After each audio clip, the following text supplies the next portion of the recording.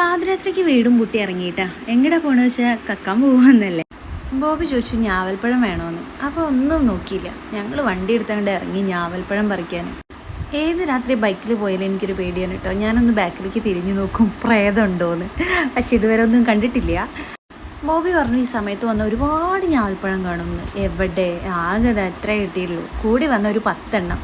ബോബി കുലുക്കി മറച്ച് പറിച്ച് തന്നതാണ് കേട്ടോ. അതൊക്കെ നല്ല കറണ്ടായിരുന്നു. ഇത് കണ്ടാൽ ചിലപ്പോൾ വളാഞ്ചേരി പോലീസ് ബോബീനെ പൊക്കാൻ സാധ്യതയുണ്ട്. അങ്ങനെ ഞാവൽപ്പഴം കിട്ടിയില്ലേ, 10 എണ്ണമായിട്ട് കിട്ടി. ഞങ്ങളങ്ങനെ എന്ത് ചെയ്തു, സ്മൂച്ചോലിക്കാണ്ട് വിറ്റോ. സ്മൂച്ചോല ഒരു special mixed fruit dark chocolate with ice cream. നല്ല ടേസ്റ്റ് ഉണ്ടായിരുന്നു കേട്ടോ.